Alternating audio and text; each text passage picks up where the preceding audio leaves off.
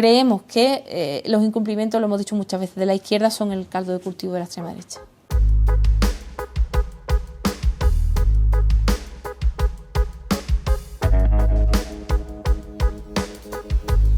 Bueno, nosotros nos echaron.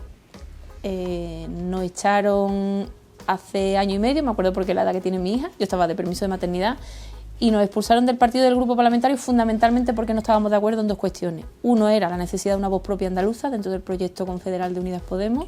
Decíamos, ¿por qué Cataluña sí, Andalucía no? Y la segunda es necesaria una alternativa también al PSOE. No podemos conformarnos con ser el socio de izquierda de los gobiernos del PSOE, porque eso nos condena definitivamente a pues ese espacio pequeño en el que uno intenta ser el lobby de izquierda del PSOE. Para empezar, parando ya con el discurso este victimista y dramático de la izquierda que viene separada, que se divide, que no sé qué, y empezando lo antes posible a presentar y a plantear propuestas. Lo antes posible nos interesa más que nunca empezar con los debates, empezar a debatir sobre cuáles son las soluciones programáticas a los problemas estructurales de esta tierra. Ayer sale un informe del INE que vuelve a colocar a 12 ciudades entre las 15 más pobres de España, que son andaluces, 12 de 15.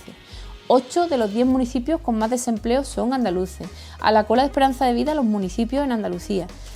Eso necesita de las fuerzas políticas mucha concreción sobre cuáles son las alternativas. Y eso es resultado no del clima, ni de fenómenos atmosféricos, ni de nuestra forma de ser, ni es culpa nuestra, que hay a veces, ¿no?, cierto complejo de que es culpa nuestra, ni son fenómenos paranormales contra los que no podemos pelear, ¿no? Es el resultado de políticas injustas que han colocado a Andalucía en una posición perdedora. Cuanto antes respondamos a ese desafío de sacar a Andalucía de esa posición de dependencia de sus desarrollos, más podrán los votantes de izquierda animarse a votar, ¿no?, con más conocimiento, ¿no?, y con más ganas también, ¿no?, de garantizar, de pensar que a través del voto uno puede pelear por el futuro de sus hijos. Esa idea se ha disuelto. Hay un enorme desprestigio sobre la política del que se beneficia fundamentalmente la extrema derecha. Entonces hay muchos incumplimientos también en la mochila de la izquierda, lo hemos dicho muchas veces, los incumplimientos de la socialdemocracia son el caldo abonado de la extrema derecha, de la antipolítica, especialmente de los sectores de izquierda. Por tanto, ¿cómo tratamos de corregir eso en campaña electoral?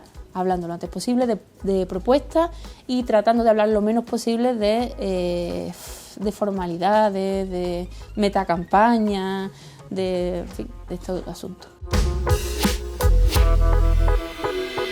No, es el mismo, porque el PSOE no es el candidato que presenta ni la candidata que presenta, ¿no? Es efectivamente el régimen en Andalucía, para bien y para mal, ¿eh? Muchas de las cosas que en Andalucía ahora toca defender, pues las ha desarrollado, ha tenido la oportunidad histórica de desarrollarlas el PSOE.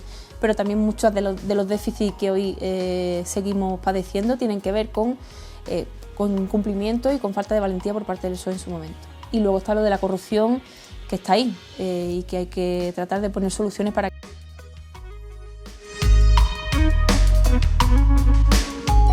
Yo creo que no porque efectivamente tú antes ponías sobre la mesa que las derechas gobiernan en Andalucía por incomparecencia del votante de izquierda, es decir, el PP ha estado gobernando hasta ahora con los peores resultados de su historia en Andalucía, y gracias a una subida de Ciudadanos que fue tendencial, digamos, en todo el país y que en Andalucía tuvo un impacto potente, y sobre todo porque el votante de izquierda se quedó en casa. Entonces, creo que nuestro trabajo principal, nuestra tarea principal como fuerzas de izquierda es volver a animar al votante de izquierda a confiar en la posibilidad de frenar ataques y de mejorar sus propias vidas a través del voto.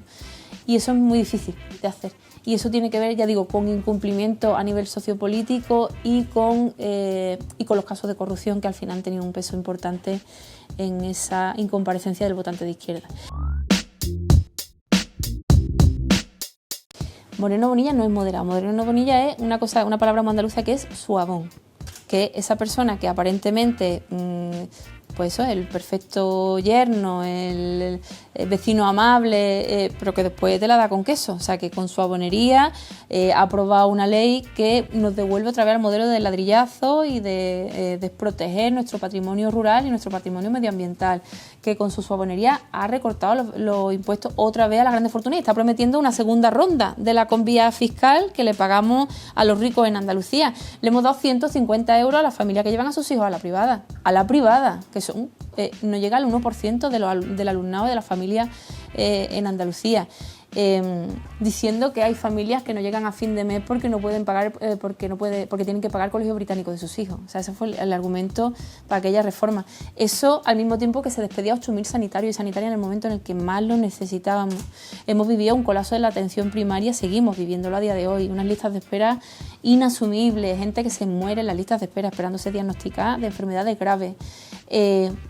Hemos visto cómo se está poniendo en riesgo el futuro de nuestra joya natural más preciada, que es el Parque Natural y Nacional de Doñana, Patrimonio de la Humanidad, Reserva de la Biosfera, por apostar por un modelo de agricultura intensiva que seca nuestros acuíferos y que genera solo empleo precario del que no se puede vivir. Y hemos visto un gobierno que apuesta fundamentalmente por un modelo turístico que no genera rentas estables y que nos condena a no tener un futuro, a seguir protagonizando las cifras más duras. Sin embargo, el discurso es el del milagro económico andaluz, ¿no? Y sin duda, mucho me temo que la voluntad del PP es gobernar con Vox exactamente igual que en Castilla y León. Y que a partir del día siguiente empezaremos a ver cosas como las que estamos viendo hoy en Castilla y León, que es ver a un señor vicepresidente insultando a las personas con discapacidad, hablando de que la educación sexual es adoctrinamiento sadomaso y barbaridades de ese tipo, ¿no? Y apostando por un retroceso de derechos y libertades. En Andalucía, en España, en Europa, incluso en el mundo, hay una ola reaccionaria que hay que hacerle frente y asumirla como una cosa que va a formar parte de nuestras vidas. ¿Cuáles son las causas? Las causas son muy diversas y son múltiples y desde mi punto de vista tienen que ver fundamentalmente con la incapacidad de la política para resolver los problemas de las personas. En los discursos de antipolítica alimentados por los incumplimientos de los gobernantes, sean estos de derecha o de izquierda, la extrema derecha crece.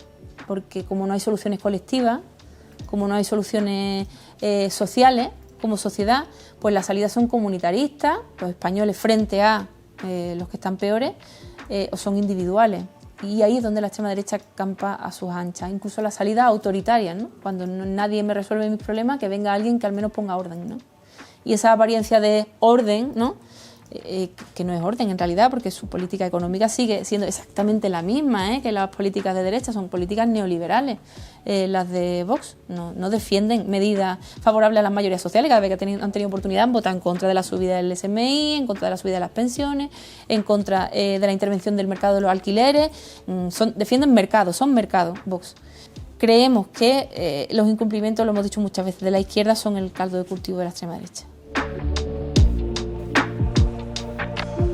Pues como el que tiene un tío en Granada, ¿no? Se dice, pues igual como la que tiene una Macarena en Granada. Eso no es verdad, no es cierto, quiero decir, en fin, hasta molesta que imite el acento, eso molesta profundamente, molesta mucho que imiten nuestro acento, y eso alguien que vive aquí, que vive allí, en este caso en Andalucía, y que no es andaluz, lo sabe perfectamente, que no tiene que imitar nuestro acento, que cualquiera que vive en Andalucía, que tiene que coger el autobús en Andalucía, que tiene que ir al médico en Andalucía, que tiene que buscar una plaza de residencia para sus padres en Andalucía, o que tiene que ver a sus vecinos irse, hacer las maletas fuera para buscarse la vida, da igual el acento que tenga. No tiene por qué imitar nuestro acento ni ponerse un traje de flamenca para venir a la feria. Ser andaluz no es ponerse un traje de flamenca en la feria o imitar nuestro acento. Ser andaluz es vivir allí con todo nuestro contexto y nuestra realidad, ¿no?